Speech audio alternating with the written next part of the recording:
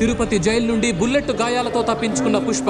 ఆ ప్రయత్నంలో పోలీసులు పుష్పపై 10 రౌండ్ల కాల్పులు జరపగా తను తీవ్రంగా గాయపడ్డాడని తెలుస్తోంది.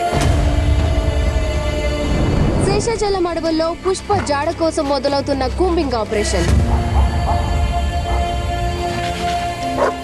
బాగ్రాపేట కొండపై పుష్ప దుస్తులు కనుగొన్న సర్చ్ టీం.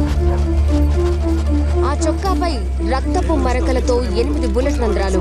మా సర్చ్ టీం కి దొరికింది. పుష్ప పోలీసుల కాల్పుల్లో మరణించాడన్న వదంతులు వ్యాపించడంతో చిత్తూరు, తిరుపతి ప్రాంతాల్లో అల్లరి చెలరేగాయి. ఇప్పుడు మనం అన్నమయ్య సర్కిల్లో ఉన్నాం. ఇక్కడికి చేరుకున్న వేల మంది పుష్ప భద్రతలు సృష్టిస్తున్న 8 బుల్లెట్లు. అన్ని గాయాలతో అసలు మనిషి బతికుండే అవకాశమే లేదు.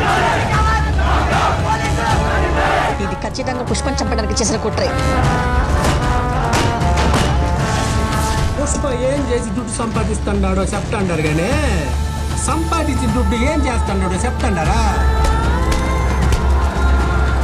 నా కొడుకు ఏ గుండె ఆపరేషన్ అంటే పుష్పాన్ని దుడ్డు పంపించినాడు. అందుకే అక్క ఇటు బతుకున్నాడు. మా పిల్ల పిండ్లకి పుష్పాన్ని సాయం చేసినాడు. మాలాటుడికి కూడు పెడతాడాడమ్మా.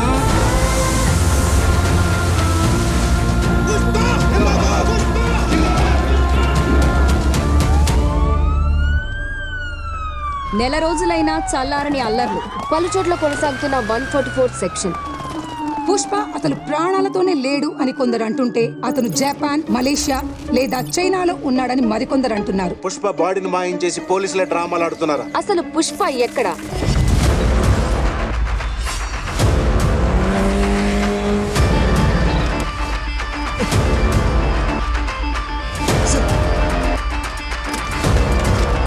Breaking news. ఇప్పుడే అందిన సమాచారం. అటవీ ప్రాంతంలో పులుల జాడ తెలుసుకోవడం కోసం ఏర్పాటు చేసిన నైట్ విజన్ కెమెరాలో దొరికిన ఎక్స్క్లూజివ్ దృశ్యాలు ఇప్పుడు మీరు మా సిటీ కేబుల్ స్క్రీన్ మీద చూడబోతున్నారు.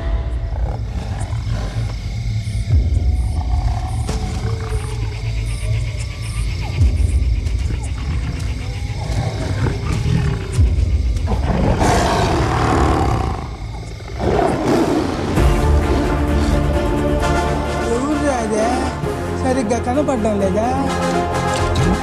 అడవిలో జంతువులు 2 అడుగులు వెనక్కేసినాయంటే పులి వచ్చిండదని అర్థం. అదే పులి 2 అడుగులు వెనక్కేసినదంటే పుష్ప వచ్చిండాడని అర్థం.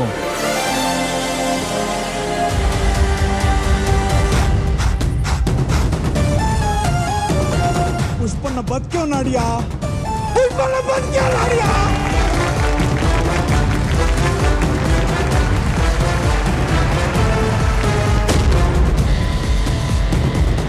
పుష్ప గాడి రూల్